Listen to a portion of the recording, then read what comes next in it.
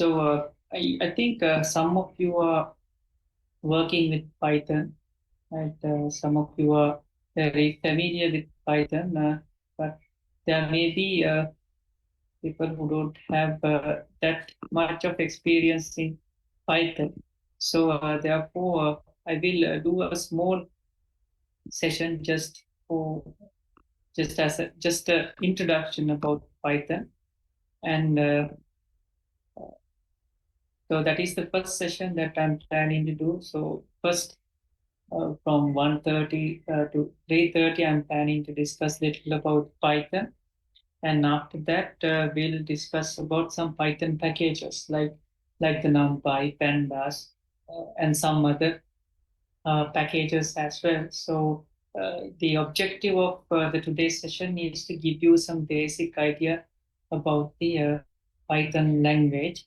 The reason is because you need to work with Python when we are going on in this degree program, especially in the network security course. We have to work with the SCAPI. So SCAPI is you have to program using Python. So therefore, Python will be used in different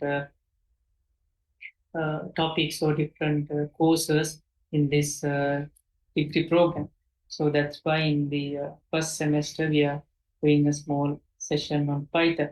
So can you raise your hand if you have any idea about Python or if you are using Python? So can you please raise your hand just to get some idea?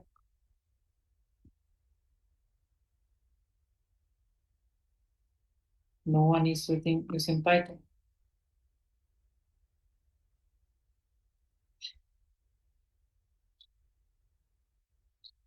Right. So while I'm doing the introduction session, please go to your LMS, and in the LMS I have put a link uh, under this course AMC 1005.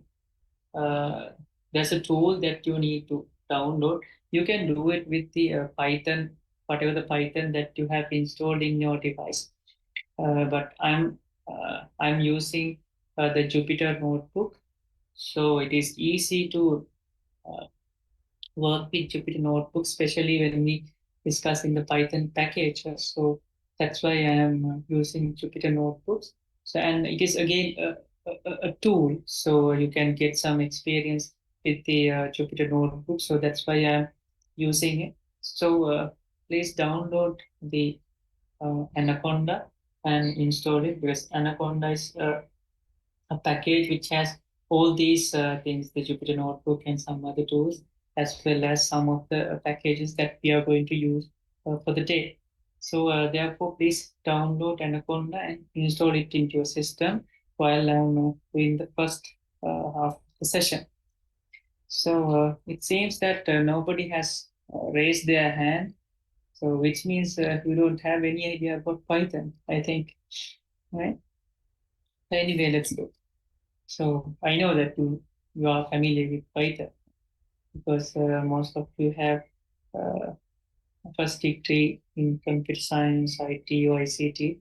So that means you might have some idea about Python, right? Uh,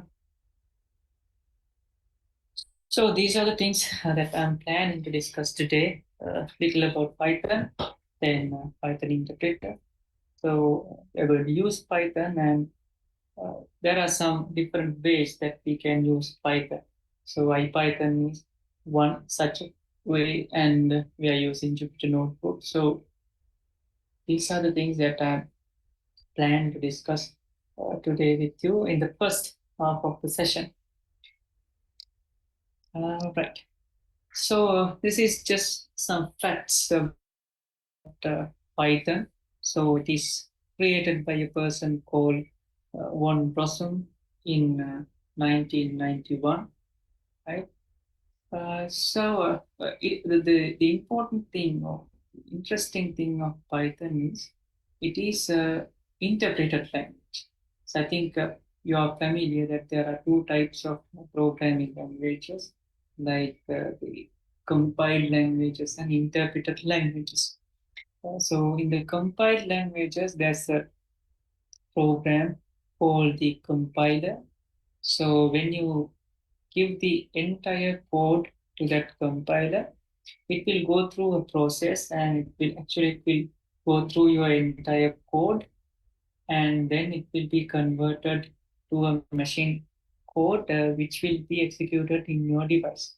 So that is what we called as the compilation. So there are a lot of other steps involved in that process. So all the keywords are organized. So there's a tree-like structure. It will go through the tree. It will check whether all the syntaxes are correct. So likewise, there's a huge process underneath.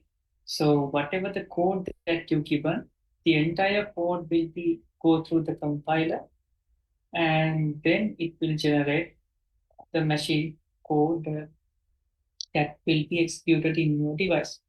But it is quite different from the interpreted languages, because in the interpreted languages, it is not going to read through the entire code actually. So it will go through line by line, and it will execute line by line. So unlike the compiled programs, so if there's a error in the code, it is not going to compile the code. So a machine code will not be generated, and you cannot execute the code. So let's assume that you have 10,000 lines of code and you have an error in the very last code line.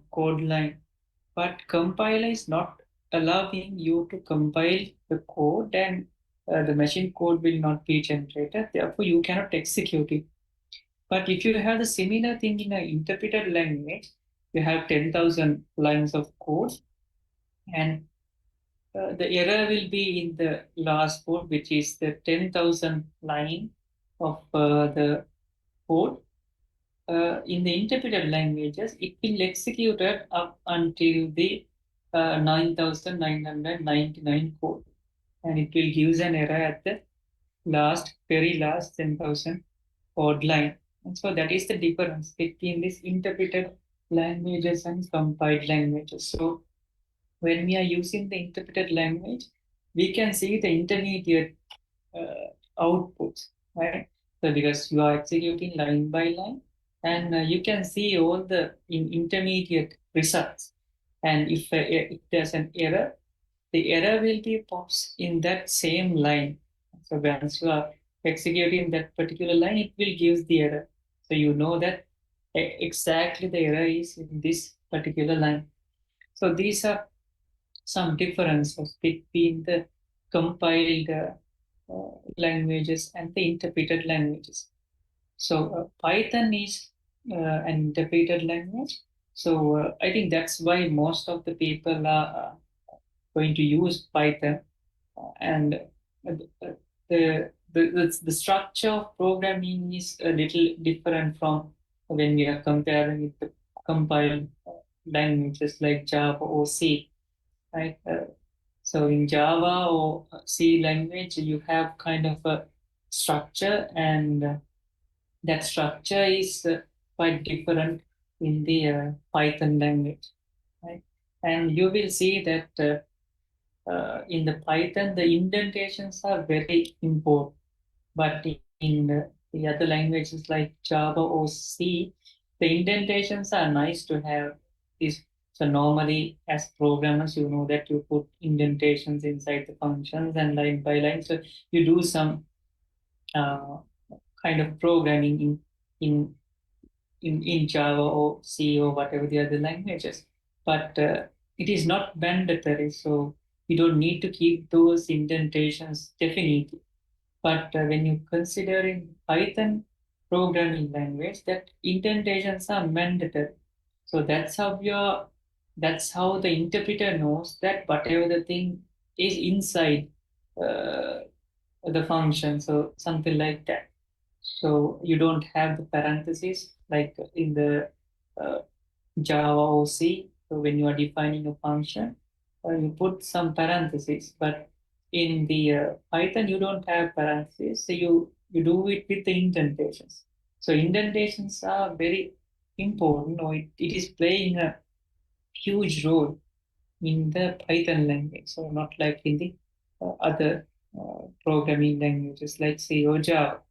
So these are some differences. And especially the other thing is, I will demonstrate those things once you have installed Anaconda, that there is no such a thing called uh, the data type. So you are not explicitly defining data types in Python. So Python will assign a data type based on uh, the, the data that you are given. So I will show those things when I'm demonstrating Python. So you consider Java or C. If you want to define an integer, then you have to previously you have to define it integer x or int x equals 10, something like that. But in Python, you are not defining the data type actually. And so those are some other differences with the Python. So most of the time, the Python is very much familiar used by, especially by people who are doing this data analytics things and machine learning stuff. So those kind of areas, the people who are involved in those kind of areas are very much uh, familiar. They are using Python as their main language, so not like uh, Java or C. So they try to use Python very much. So there are some advantages of using Python, like let's say normally sometimes uh, if you are trying to develop an application, sometimes you use two different languages to uh, prototype the application and as well as develop the real application. So that means you are using two different programming languages. But when you are using Python, actually you can do it using the same language. So you can do the prototyping and testing part with one language, and you can implement the real application using Python. Right? So uh, yeah, those are some of the things about the Python. And so as I listed, it is interpreted language. So portable means you can take the code to any environment and it will execute. Then it is object oriented. Interactive means that there is again another interesting thing with Python, because it is interactive means you are the Python is executing line by line. So when you insert a line, then it will execute it and you can see the output, right? And it is something like the Linux command. So you type some commands in the terminal and it will give you the output. So it is similar kind of experience you get with the Python when you are using IPython kind of interface. Then whatever the command or the code that you give, it will gives you the output for that particular code line. Right? So and that is another feature of the Python. So it is open source. Right, so these are some of the things related to Python. And normally you will see that there are two main versions of Python, that is Python 2 and Python 3. So there are some differences between Python 2 and Python 3. And from the coding itself, there are some differences. The reason was actually the Python 2 was there, but later on Python 3 was introduced, and because of those differences or changes, some of the people cannot upgrade their whatever the applications to Python 3. So therefore, Python they have decided to keep both the versions and upgrade both the versions. So still we have the Python 2 that is for the legacy applications which has used Python 2, and we have Python 3 that is the newer version. So still both the Python 2 and Python 3 are using. and both the versions, if I'm correct, both the versions get updated as well. Right, so that is because there were some of the applications which do not uh, upgraded to Python 3, but still they are using or working. So therefore, the Python 2 version is still there, right? So those are some of the facts about Python. Uh, yeah, so I have a point in the slide as well, Python 2 and Python 3. So if you are using in Linux environment, so normally by default, you should have Python. And if you check the version of Python, that will be most probably Python 2. If you want, you can install Python 3 as well, right? So get apt get install Python. You can install Python. So normally, most of the time, the Python will be there. It is pre-installed in your system, right? So these are a few methods that we can use to I mean, we can method that we can use Python. So one is the Python shell. So if you install Python, then this Python shell is there by default. So you can go to the terminal and just type Python, and it will give you the Python shell. You can put line by line all the codes, and it will execute. That is Python shell. The next one is execute code. So which means you can write the entire line of code in a single file, a Python file. Extension is .py. You can write all the code in a single file, and then you can run that single file. So again, it will be executed line by line, but the entire code is there in a single file. So that is execute the code. And we can use IDEs. So there are a lot of IDEs, very advanced IDEs there to use with Python.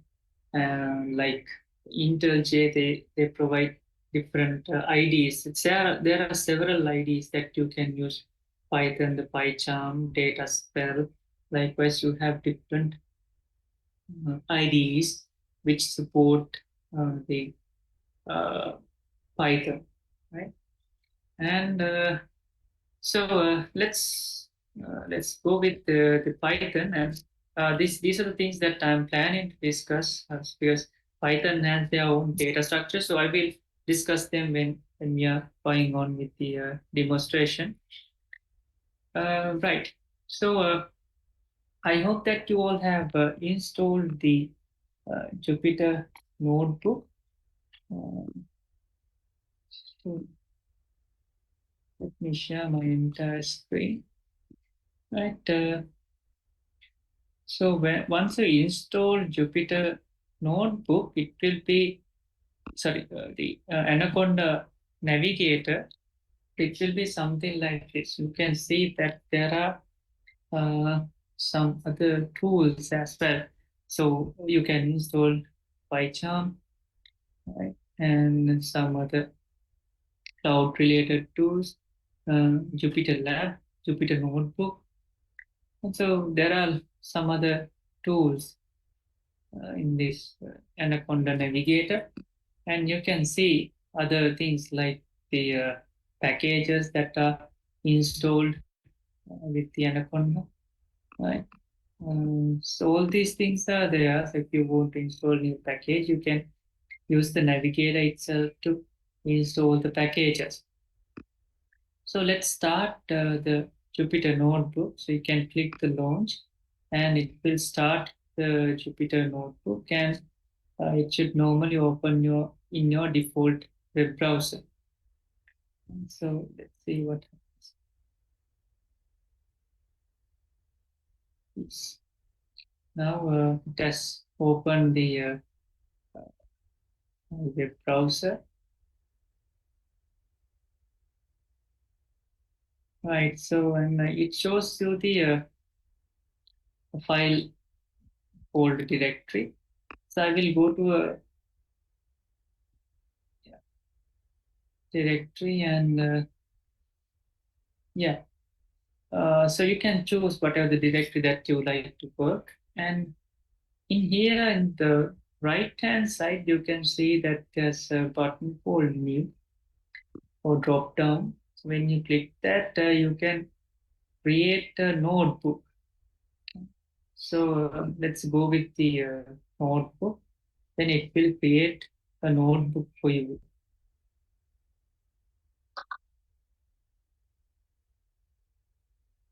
Then it will ask you the Python version, but sometimes there will be different environments that you have installed in your device. So if you have different environments, then it will be displayed here. And because there are some sophisticated packages which you need different environments, right? So if you have installed that kind of thing, so it will be listed there. But now I have only the Python. So let's select Python as our kernel.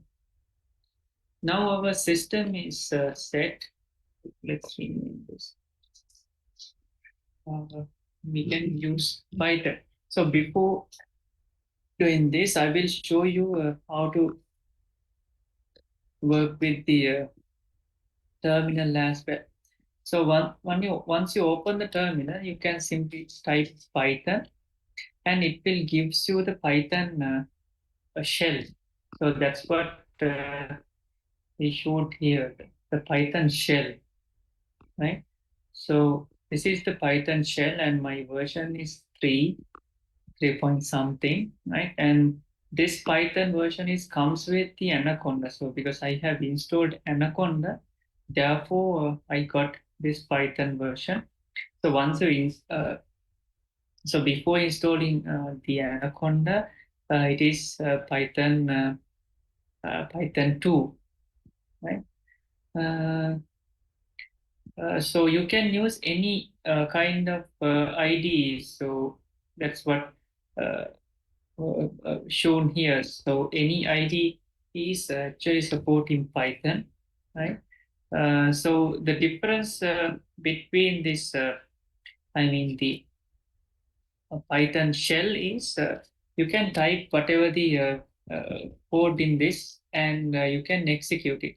So let's say I will use a very simple thing, right? Like this. So a is equals 10 and a. So it is, so you can type whatever the thing in the Python, right? So once you type the line of code, it will execute and it will gives you the output. So that is the Python shell. But if you have a separate file uh, written all these line of codes, then you can execute it using simply you can execute that code. And so then it will execute again line by line uh, uh, and gives you the output. So you can use IDs not like in the normal shell, but you can use IDs like the IDs that I have mentioned. And all the IDs are supporting Python, right? Atom, VS Code, whatever the other IDs that you have, text editors, you can use them to create Python codes. So if you want, I can create a uh, simple file. Let's say,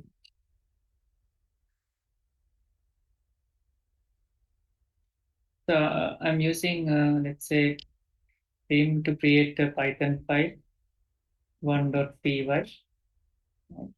So let's add the same thing. A is equals 10 and print a. Right. So I have create a simple Python file. Then I can execute it. Python 1.py. Yeah. So that has executed. So that is the second method, executing a code. So I wrote a simple file, this 1.py, this one, right? So this is the only code that I have written there. A is equals 10, print A. then I can execute it by just typing Python 1, the second method. And you can use any IDs because I don't have any IDs installed in my device, so that's why I can't demonstrate it to you. So if you have any ID which support Python, then that's you can use it. And especially those the IDs that I have mentioned you, the this one, the PyCharm and the data spell kind of IDs, they have this Jupyter notebook like structure. So you can write code line by line and execute it. So that is the difference between the other IDs like VS Code or other IDs. According to my knowledge, you don't have this kind of structure in a VS Code or some other IDs, but the PyCharm and DataSpell like uh, IDs have this structure, right? So those are different IDs, different methods that you can use the Python. Okay, I hope that some of you may have installed the Anaconda in your system. So have you all installed Anaconda? There's a chat message. Heva was a must. Can't we use VS Code for the notebooks? Actually, Heva I don't know that the VS Code has this kind of structure, right? If it has this VS Code has this Jupyter Notebook kind structure, then that's fine, right? You can use it. Uh, Mm, So I haven't used VS Code lately, and especially for Python kind of stuff. So therefore, I don't know whether it is supporting that structure. So I don't have a clear answer for that. Right. So others mentioning that they are downloading. Right. Anyway. Okay. So mm, yeah, it doesn't matter. So I will give all these notebooks to you. So once I complete the demonstration, I will give you the notebooks so you can try out later. And I will give all the materials and the notebooks so you can try out them later once you have installed Python. Okay, so let's start the demonstration. So I'm using Jupyter Notebook is just because it is easy and you can see the outputs clearly. And once we are doing the what do you call this, the other packages like matplotlib kind of things, then you can see all the graphs and other things in the same uh, interface. So that's why I'm using Jupyter Notebook. And if you are doing some machine learning related things, then this is one of the good environment that you can use. So that's why uh, I'm I'm demonstrating all these things in Jupyter Notebook. Right. So let's start from the beginning. So as I showed you before, you can assign a value to a variable. So if x is equals to 10. So now the x variable is assigned with 10. Right? So if you want to print it, just either you can use print x, right? Then it will print, or in Jupyter Notebook, normally if you just type the variable name, it will print the variable. And this is another difference between the Python 2 and 3. Python 2, you don't need this parenthesis. That is another difference between Python 2 and 3. Right. So you can assign a value to a variable and you can print it. Let's check the type of this variable. So type x. Right? So the type of this variable is int. Right? So I haven't assigned this uh, the variable any data type. It's just x is equals to 10. So I haven't assigned any data type, but Python itself has assigned the data type as integer. So it guessed that this is integer value, therefore the type has become integer. Let's do something like this. Y is equals 10.1. Now let's check the type. Type Y. So now it has assigned the type as float. So say something like this.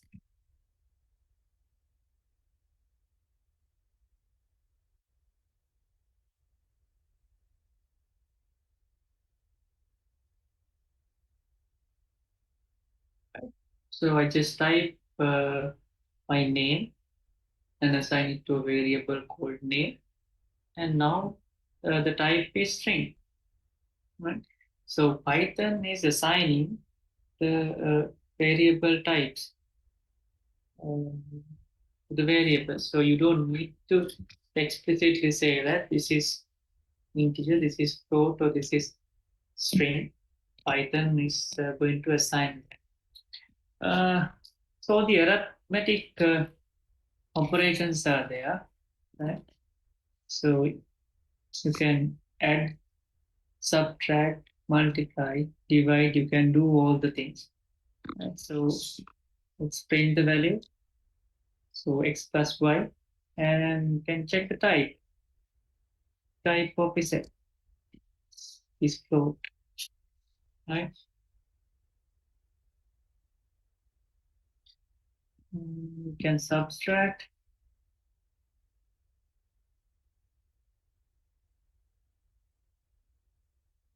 then you can multiply,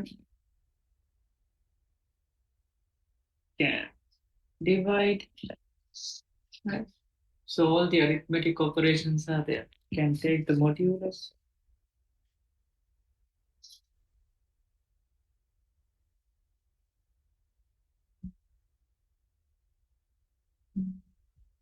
Whatever. So these are some of the arithmetic operations that you can do. Okay, so let's write a function. So I think all of you are familiar with functions, right? You can write functions in other languages. So this is how we are going to write a function in Python. Now, uh, so you are going to type it as def. Let's write a function to add two values. Right? Add x, y.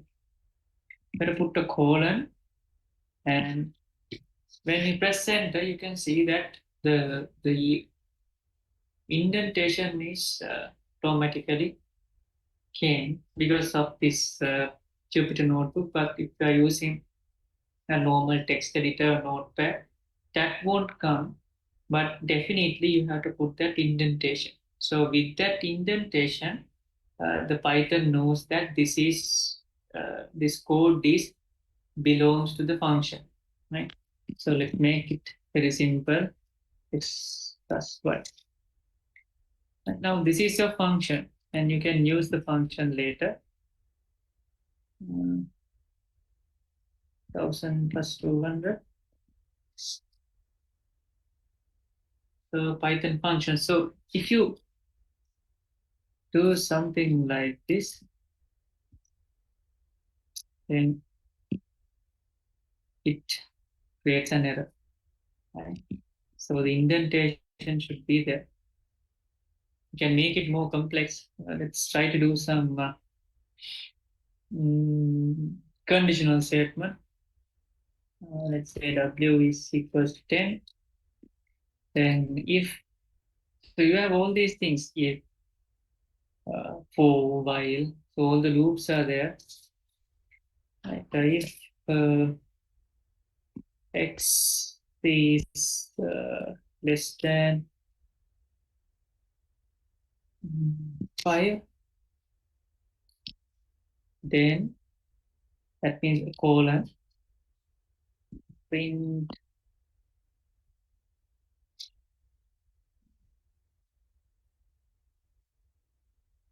of x in W. W is less than 5, right? Then else if, not entirely else if, it's L if uh, W greater than 10,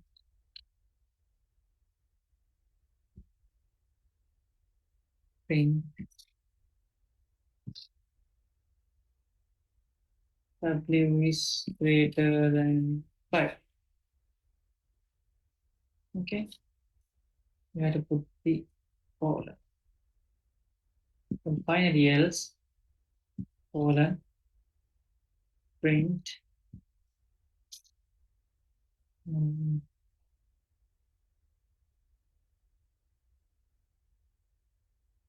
out of right. Now the W is greater than 5 because this is 10. Right. So if you change these indentations, then that's not going to work. Right.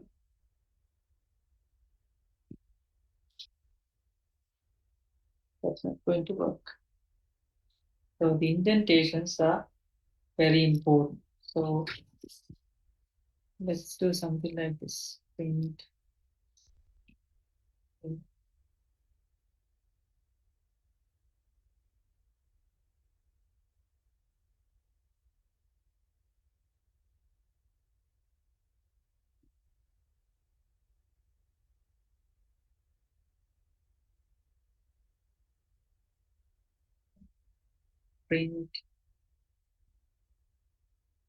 a like print.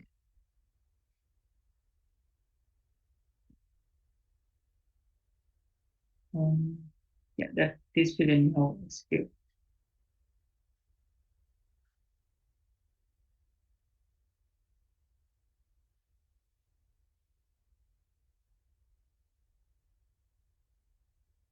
Yeah, anyhow, if you put it somewhere around here, print P, so that will be out of this if else, right? So the indentation matters, and so that's what I wanted to show you, that the indentation of whatever things are very important in the Python, right? So everything will be based on the indentations, right? Okay, so then let's go to this the other topics. That is the Python data structures, right? So not like in the other programming languages, Python has some, I mean, very sophisticated data structures within the language itself. So the tuples, lists, set, dictionaries. So those are the four main inbuilt data structures. So it doesn't have a pure concept like arrays, which we have in the other languages. So normally in Java, you have the arrays. You can define int and whatever the size of the array. So which means you have an integer array of a particular size that you are going to define. So you have the same thing in C as well. So you define the size and the data type of the array. So uh, that is the array concept of other languages, but you don't have that pure array concept in Python, but you have different data structures like tuples, lists, sets, and dictionaries. So the behavior of these data structures are different, right? So one thing is the tuple. So tuple, it is immutable. So once you create the tuple, you can't change it. You can't assign new values. You can't change the values. You can't change the size. So once you define a tuple, it's fixed. That's it, right? So tuples are like that. So when it comes to the list, you can change the list. You can change the element. You can insert new elements. You can remove the elements. So which means you are changing the size of the list, right? So let's see totally different from tuple. And we have sets. I will demonstrate the set. So set is basically the set concept in the mathematics. So you have the sets. You can do all the set operations. You can take the union. You can take the intersection. So all those things are there. And dictionary is again another concept. So there you have the value when the key and the key value pair combination kind of thing is there. Okay, one has raised the hand. Taraka, yes, any question?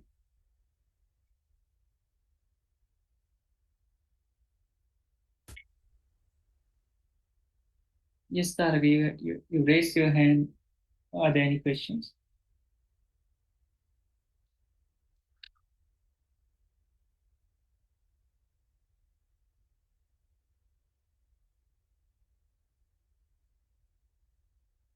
All right, okay,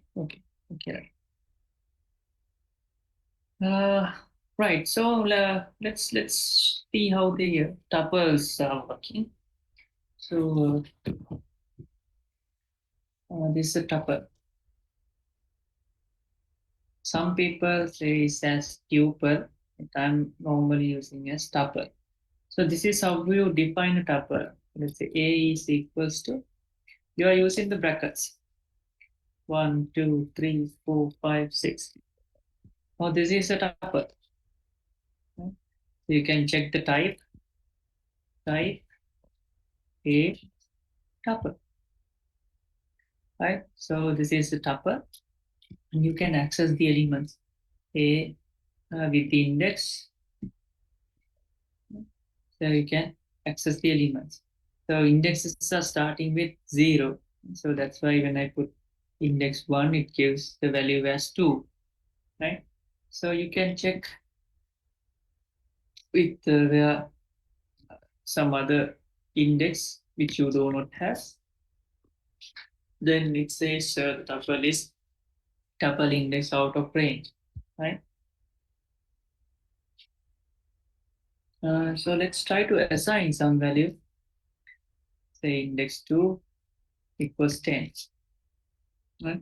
You can't assign the values. Tuple object does not support item assignment, right? So you can't assign. So once you create a tuple, that's it, right? You can read the values, and other than that, you can't do anything, right? Tuples. Uh, and the other thing is, you might be misleading that I have put everything as integers. So there's no such a thing in Python, right?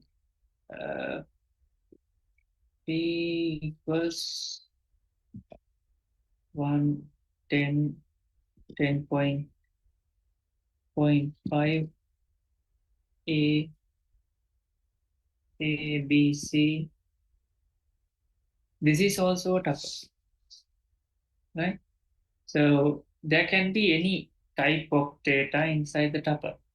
It is not an integer tuple, it is not a float tuple. You can have any kind of data inside the tuple, right? Uh, okay, so let's let's try to add two tuples. So we have A and B. So this is what happens when you add two tuples. It's going to append the P is append to the A. So that's what it has happened. So you are not going to add element wise. So element in the index 1 is not going to add. So you are just going to append the two tuples to each other. That is what has happened here. Right? A and B, two tuples, and once you add them, it's going to append. Right? You can multiply the tuples. So it will be appending a same tuple once again. If you put 3, it will be 3 times. Right? You can multiply the tuples. Uh, yeah, so that's about the tuples. And you can do, all right, say C equals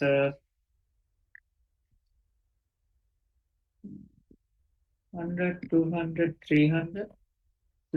Sorry. 100, 200, 300. So we have another feature in tuple, so that is unpacking.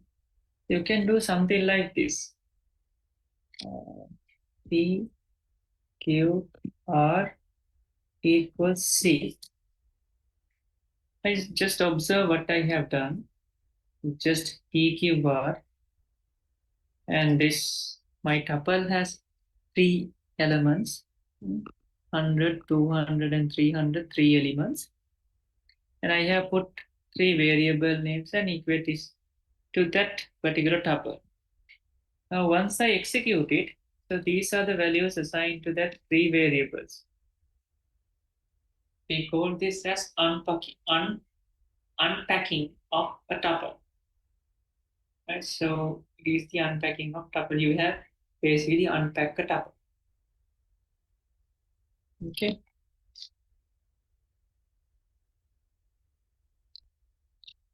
All right. So let's equate this to. So now I have a tuple like this, and have some operations like this. So a dot count two. Right? So it will count the number of 2 in the A tuple. So you have options like that. So these are some of the features and options available in the tuples. Right? So it is impossible for me to discuss all the things, and it is useless to do such kind of thing. So these are some of the features, and if you want, you can just go through the documentation and find what are the other available options, right? So let's go to a list. Hello, sir. So list, you define a list like this. So previously used the normal brackets. Uh, so let's define a list. So lists are defined by using square bracket. 10, 20, 30, 40, 50. Now this is a list. If you check the type, list, right? D type is also there. I just accidentally type that. D type is not. Um,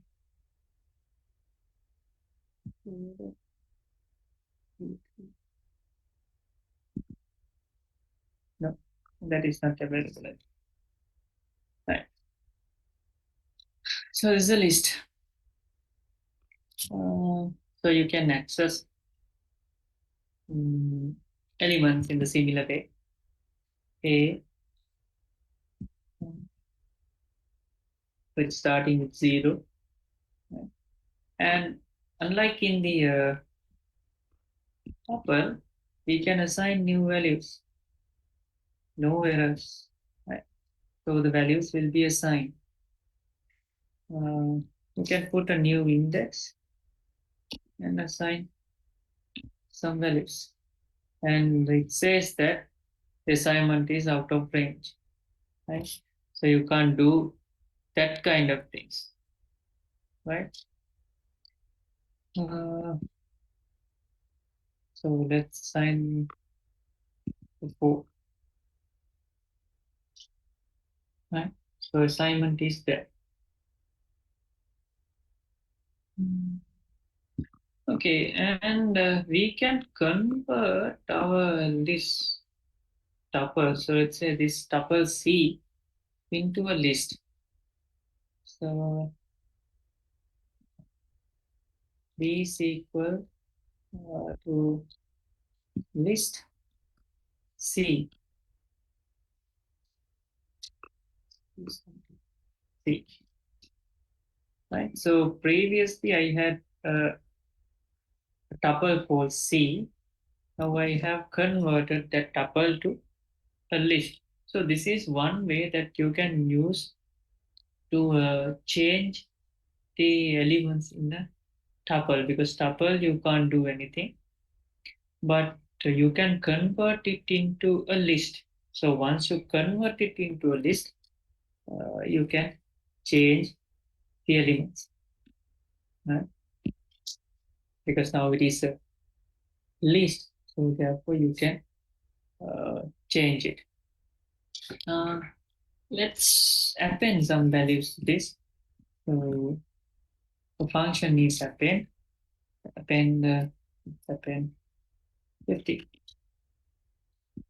Now the size of the list is changing. So previously in the tuples you can't do it, but list you can append new uh, values, and you can insert new values as well. The insert uh, say 200, and so first you have to define the location that you're going to insert. Let's say 2 and 200, 2000. So you are inserting new values. You can append new values to the list, and as well as you can insert new values. And there's another function called pop. You can remember what you mean by pop, right? So you can pop elements. So once you pop, it will pop the last element. So let's see what happened to the list. So once you pop the element, it should not be there in the list. So the value is removed from the list. So pop is working, and you can give index as well. So pop 2. So this will pop this element in the uh, second index, right? Now the value is not there anymore, right? Okay, let's put some values to t, or say t is equals 100, 200, 300, 400, 500, again 200, 200, 100, 300, right? I have created another tuple.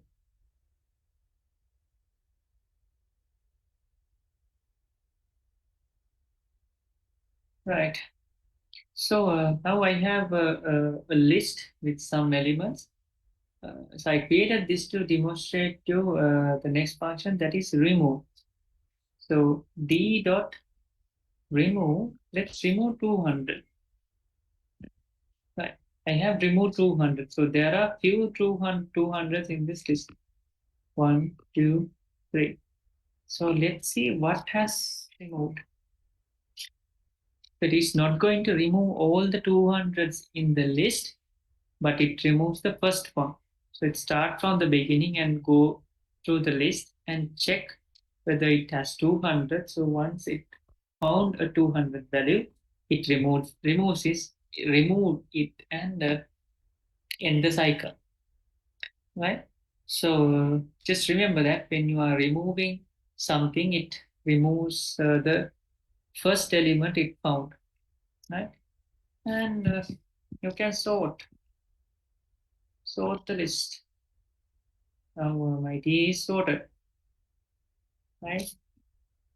Uh, yes, so those are some of the features. So is this Shana, so can we convert list to tuple? Let's see. So this is a list.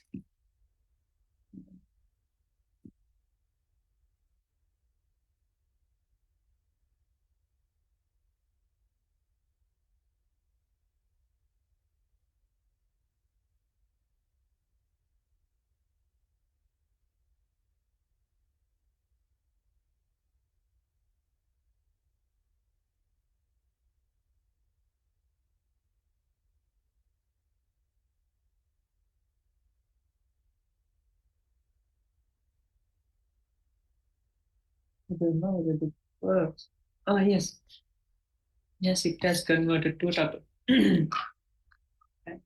So you can do both the ways from list to tuple and tuple to list. You can convert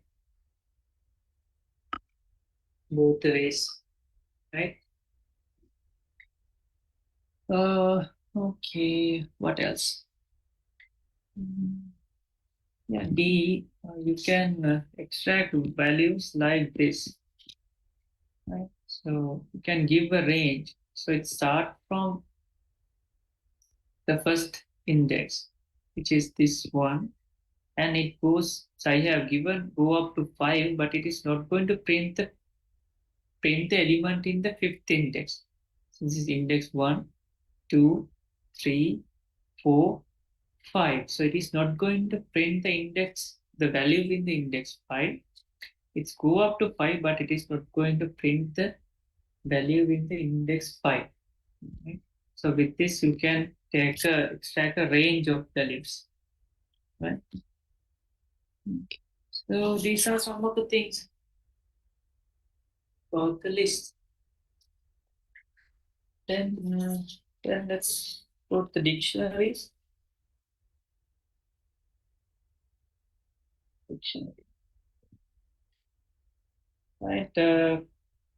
Again, let's say A is equals to dictionary. You define them using curly brackets, and there you should have the key and value pairs. So let's say name, colon, and the value. Then index, verb, CSC. And now this is my dictionary. You can check the type, dictionary. Right? You can take the values uh, by using the key that is name. Right? So it will extract the values based on the keys. Right? And you can assign new values as well. What else? Address equals the number. So that value is added to your dictionary. Mm, and you can insert let's say list into the dictionary. So I have a list T, right? So now I have a list inside my dictionary, right? So you can do some interesting stuff with the dictionary. So if I extract this, so it will display the list, right?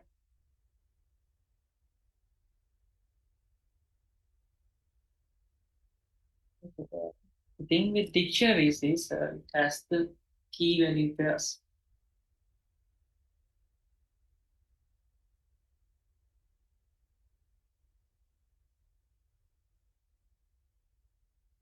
Okay, so are you guys have installed the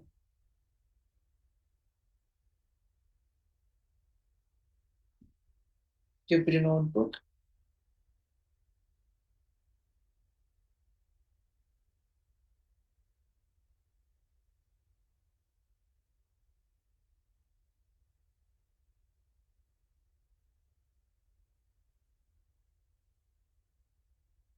Yes. All right. So forgot the sets. Okay. Let's see what we can do with the sets. The mm, yeah, T is equals to let's type a list. One, one, one, one, one. 2, 2, 2, 2, 3, 3, 3, 4, 4, 5, 5, 5, 5, 5, 6, 6, 6, 7, 7, 7. This is a list. Huh? Okay, now let's convert this list to a set. Set 1 is equals to set T, right? And let's print the set, right? Now it shows you only the unique elements. Right? To check the type of this set one, it should be set, right? So let's create another set. Set 2 equals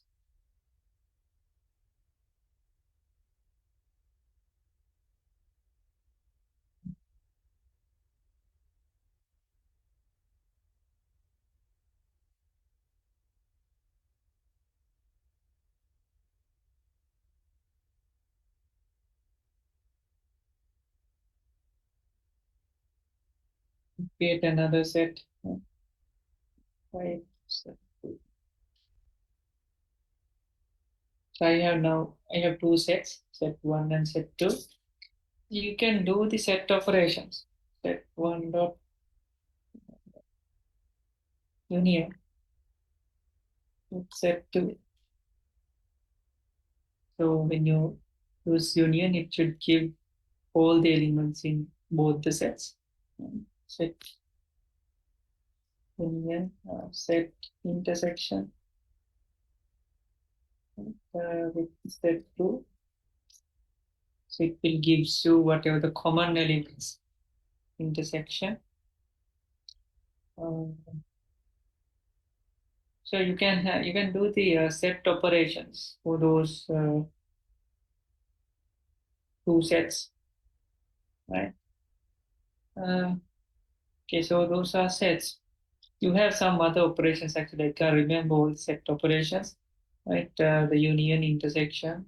Likewise, you can do all the other set operations, right?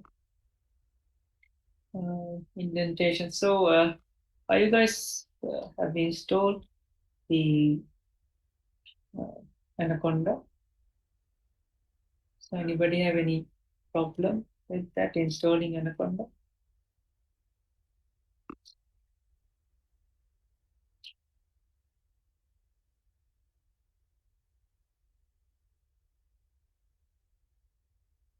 Okay, then let's continue. So these are the four main data types available in the uh, Python. Right? So with that, you can see that there is no uh, a proper data structure like arrays, which we have in the other programming languages. So that is something not available or missing in Python. Okay, so let's what else? We have discussed functions, if statements, are loops. Okay, so you can there are while loops, for loops available in Python. So you can loop through a list. So what is the last list that we have? D, right? So you can loop through D. So for I in D, print I. So you can simply loop through the list.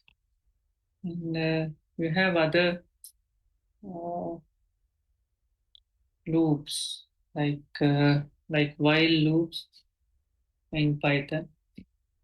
Uh, while x equals to 0, so while x is less than 10. Again, the indentations are very important. Like print x, x equals x plus 1, right? So while loops are there, four loops are there. Um, yes, so these are some of the things available in the Python. So any questions? Right. So I will upload this uh, notebook uh, for you, so you can use this. You can go through this. I will upload it as a PDF, and you can type uh, these different codes and um, get some experience. Right. So anyone? So can you please raise your hand if you haven't downloaded or installed Notebook?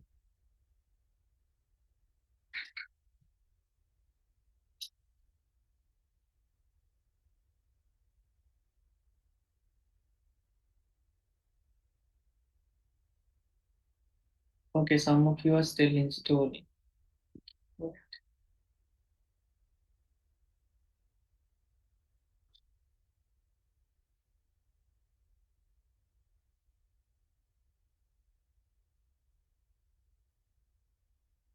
But anyway, I will give you this notebook so you can try out this later. So, uh, shall we go to the next thing that I'm planning to discuss? So, that is the Python packages. I'm planning to discuss several Python packages with you. That is the NumPy, Pandas, and Matplotlib, especially those three packages that I'm planning to discuss with you. So the first thing is the NumPy. I don't have any slides for that. So anyway, the num. So you have observed that in Python you have several data structures like tuples, lists, sets, dictionaries, but still you don't have a proper kind of array-like structure in the in the Python. So to give a solution for that, this NumPy package was introduced. So it, it is basically uh, built upon a thing called ND arrays. ND arrays mean n-dimensional arrays. So that is the basic concept behind the NumPy. So you can create n-dimensional arrays by using NumPy. So NumPy is basically a package. So normally it is pre-installed in most of these uh, packages like Anaconda. It is pre-installed. So if you do not have installed it, you can install it by using pip. Simply pip install NumPy will install the NumPy package. So with the NumPy, we can it tries to give you that same experience that you have with the other programming languages, with the proper array-like structure. So let's try out some of the things available with NumPy. So I create a new notebook. So let's rename it as NumPy.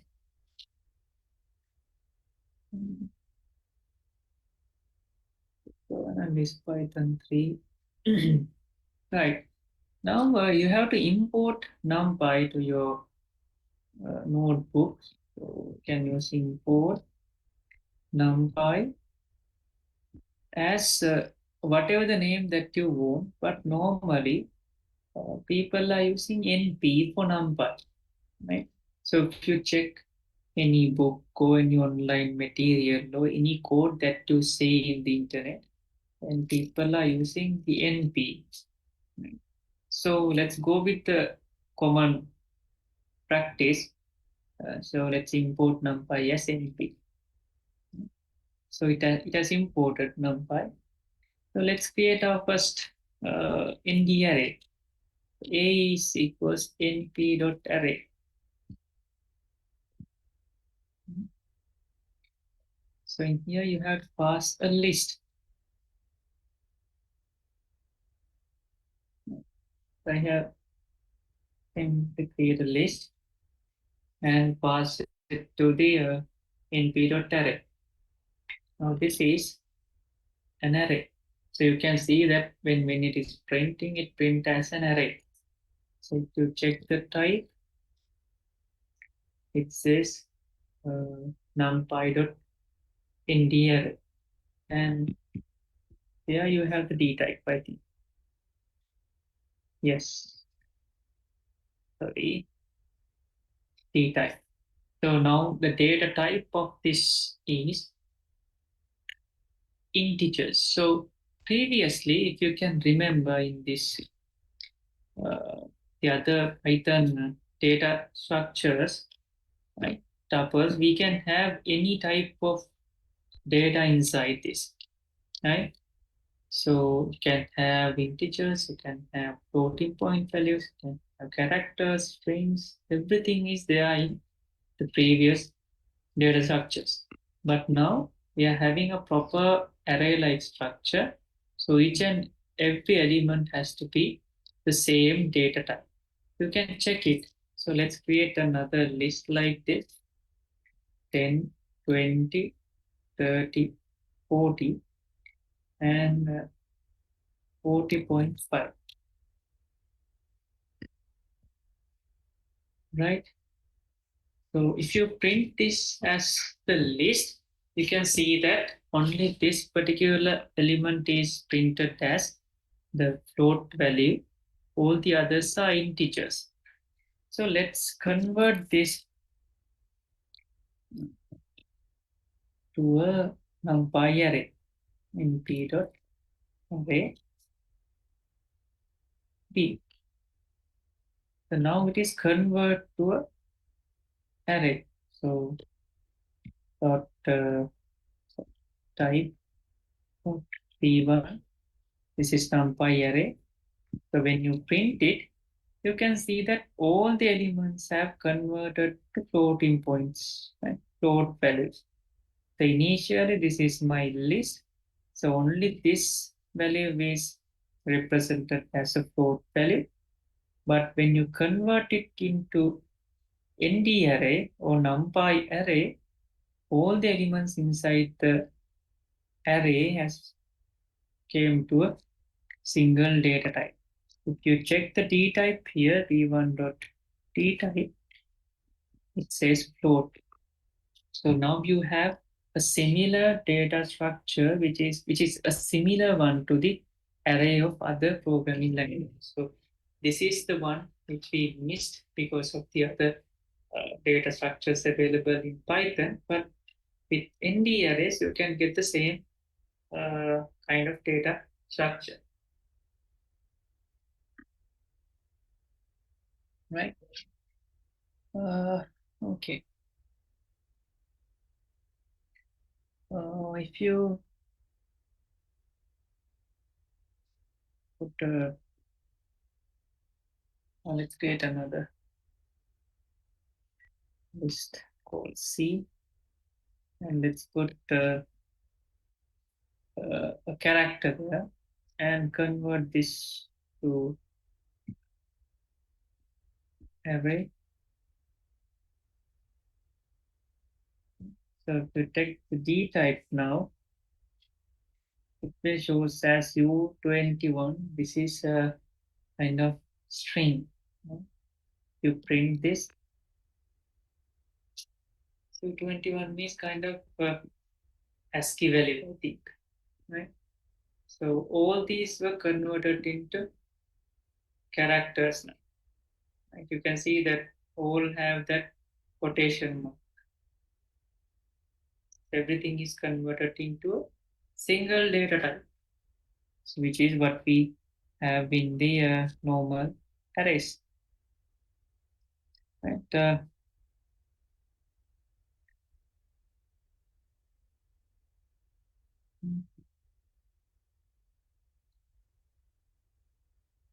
the That's another thing that you can do. B2 equals np dot array. So I'm passing B and D type is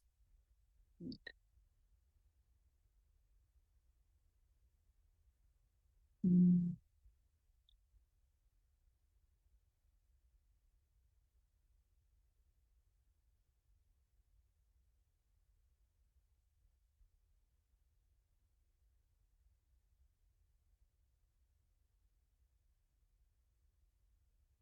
yes, you can convert, right? Uh, so I pass this original B list. So it has a float value, but when I'm passing it to the array, I put a data type as int. So explicitly now I can define the data type which I want. So previously we didn't have that luxury, if you can remember. So Python will decide whether it is an int or a float. But now I can say that my array should be integer. So it has removed all the floating point values. So now this 40.5 is just 40. You can see that, right? So it convert or it transform the data type into whatever the data type that I want. Right? So let's try to do that to the C list as well. Array C D type equals int. Right, and it says that there's a problem because there's a character.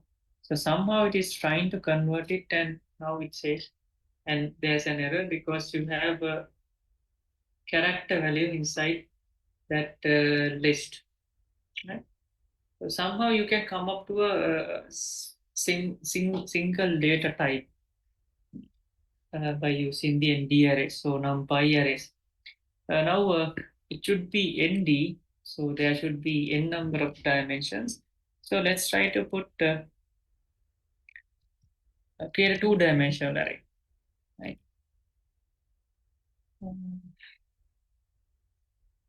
A1 equals np dot array. Now, normally this is my practice, right? So I want to create two-dimensional array. So normally I this is my practice as what I do is I first create the structure, right? So normally this is one-dimensional array. So all the examples that we discuss have one dimension. Now I need to have two dimensions. So inside the first dimension, I'm creating another dimension, right? So this is the two-dimensional array. So you can understand this when I show you, when I demonstrate the entire thing.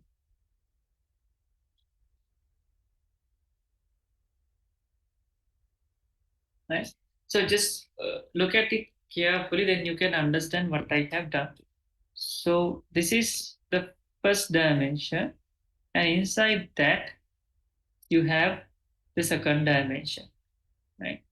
So I show you the shape dot shape that is 2 by 3. So you have two rows and three columns, right? So 2 by 3. So that is what I have created by this 3 by 2 array. So you can go up to multi dimensions. Let's say 3 by 3. Again, can do the same thing. A2 equals np dot array. So first I'm creating the structure, first dimension. Right? So this is the second dimension. And inside that I'm going to have the third dimension. Okay. Let's put some values. 10, 20, 30. 40, 50, 60, 70, 80, 90, 120. Right. Now, you can't see it as a three-dimensional cube-like thing, right? It is difficult to display those kind of shapes, but now this is three dimensions. So x dimension you have two, y dimension you have two, and for the z dimension you have three. Right? So this is three dimension.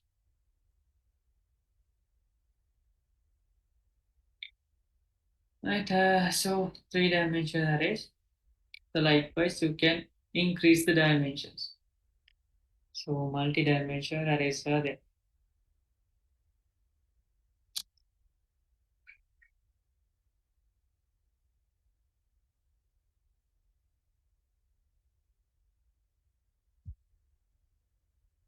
Okay, any luck of installing NumPy?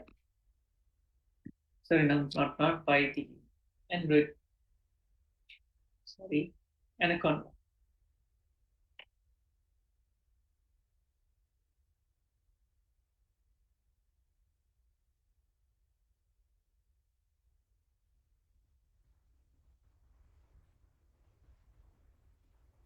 Right. So let's discuss some of the other functions available with NumPy.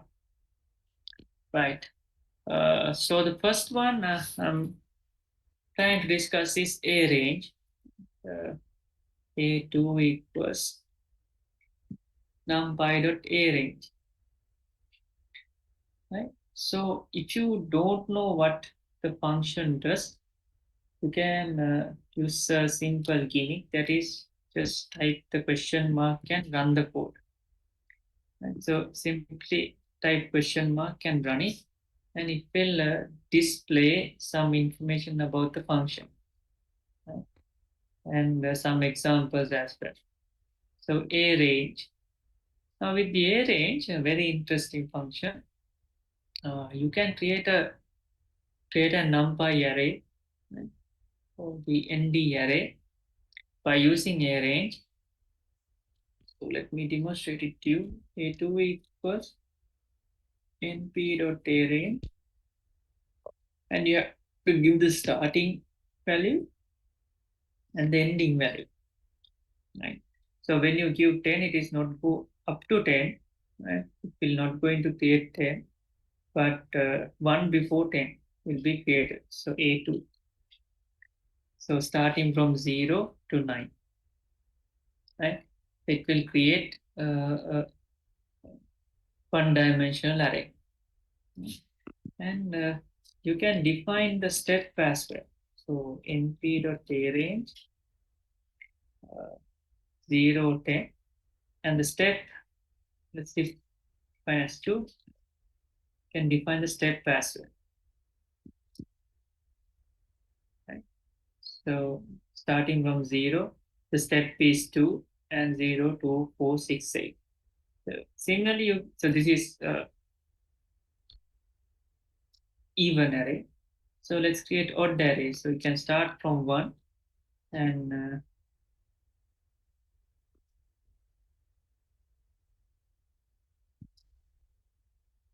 2, 4. This is odd. Right? So this third parameter is the step. So you are defining the step.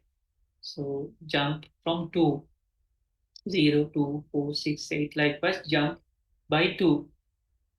Right? So that is a range.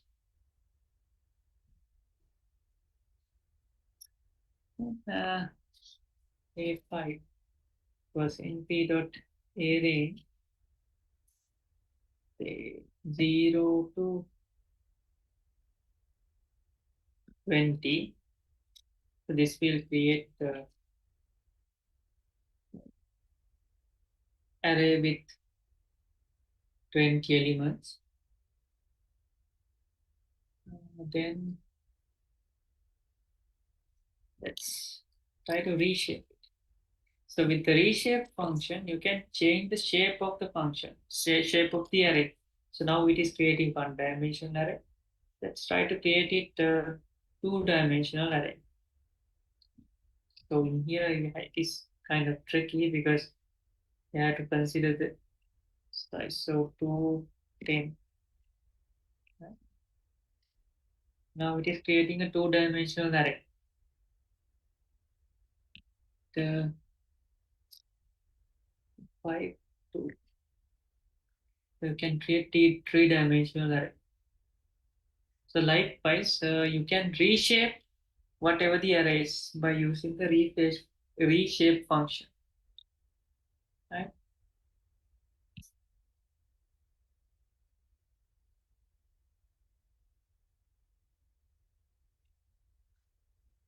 With the shape, which is the same shape that we have given.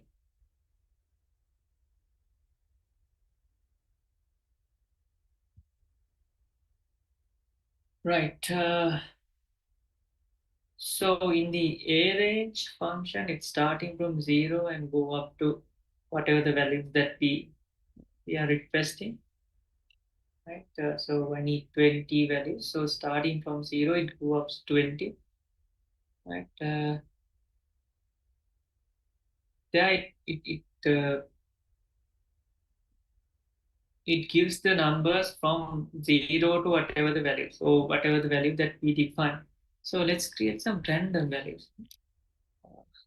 A6 equals np dot random.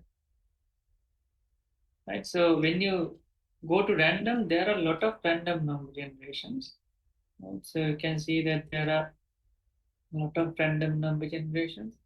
Let's go with random. Right? And inside this, you have to give the shape, right? 10 by 10 array. So this will generate 10 by 10 random number array. Right? Very interesting, right? You can simply generate a set of data by using these functions. So when you are doing some machine learning stuff, you want some for data analytics thing, you want some dummy data, you can use these kind of functions. So even in most of the machine learning algorithms, they are using these packages, the NumPy, the pandas. So those kind of packages are used in most of the machine learning algorithms. Right?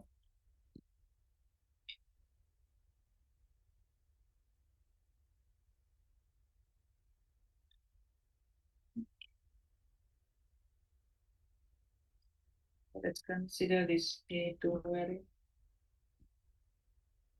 And you can do any arithmetic operation. So A2 plus 100 means you are going to add 100 to all the elements. A2 minus 1, going to do the same mathematical operation for each and every element. So that is again an interesting thing in Python because you can't do these kind of things in other programming languages, right? So this will comes very handy when you are doing some data analytics things or machine learning things or image processing things by using Python. So if you do, let's say as an example, if you do some image processing stuff with the other languages, let's say you want to add a constant value for each and every pixel in the image, then if you are using some other languages, maybe you have to loop through each and every pixel value. Right? But if you are using Python, so once you import image to using OpenCV, the image will be a metric, so 2 by 2 array. So you can easily add the value to all the pixels just by a single line like this. So all the values in the matrix will affected when you issue a command like this. Right? You can multiply A2 into 10. Right? You can multiply. So division is also there.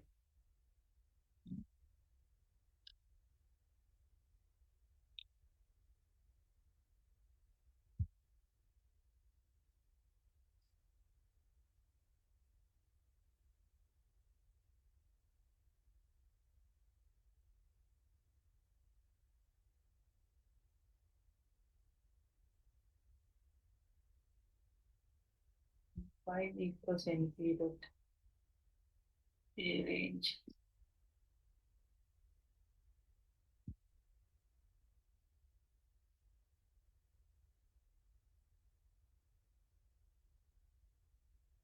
So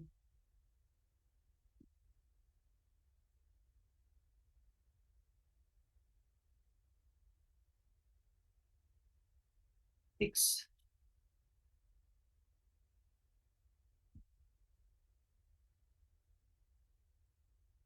Yeah, you have created two arrays. So let's add these two, A6 plus A5. Now, not like in the previous examples, like in the tuples. So when you add two tuples, it simply append their tuple. But now you can see that these two have done the element-wise operations. So 5 is added to 0, 6 is added to 1, 7 is added to 2. So likewise, it has done some element-wise operations. Let's create another array and we got a range 0, 10. Now the size is different. So let's try to add A6 to A7. All right.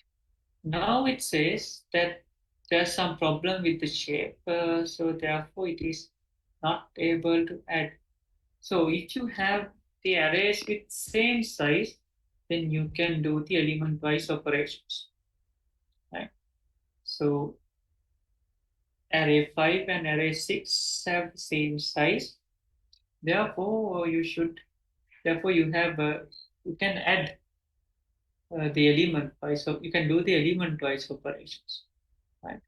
But if the size of the array is different, then you can't do it. Uh,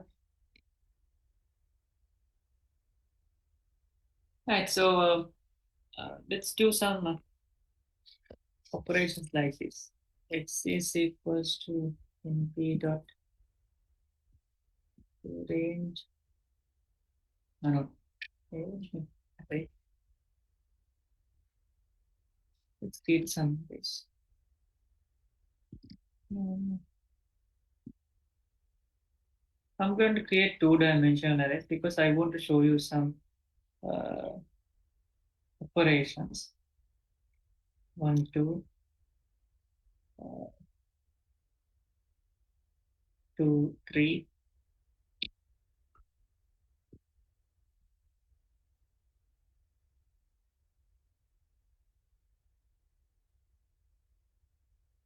Equals to 3, 2,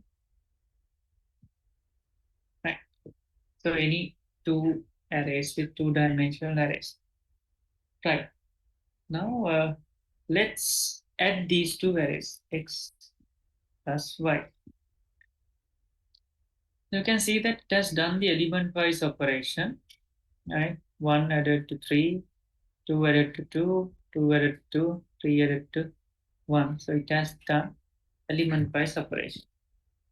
So you can see that it does element-wise operation. If you subtract, it subtract element-wise. And let's multiply. And so when you multiply, it multiply element-wise. So 1 into 3 is 3, 2 into 2 is 4, 2 into 2 is 4, 1 into 3 is 3. So it multiplies element-wise. So normally with this shape, it is a matrix-like shape, right? So if you want to do the matrix multiplication, then you have to go with the dot operation, right? So x dot y. It's not the normal multiplication. So if you do the normal multiplication, then it will do the element wise operation. But if you need to do the matrix multiplication, then you have to go with the dot operation. Now it has done the matrix multiplication. You can remember the matrix multiplication, right? You have to do it like in a zigzag way. Right? So it does the matrix multiplication with the dot operation. So there are some uh, other operations like, let's say, uh, you can get the square root of whatever the arrays. Uh, you can take the log in b dot log, right? And you can check the maximum values. Text np dot max. Same as you can take minimum. Mean values np dot mean of text. Right? So there are a lot of operations like this. So NumPy has a lot of features like this because so most of the other packages, right? The scikit-learn packages, the TensorFlow, likewise, all these other packages use the features of NumPy.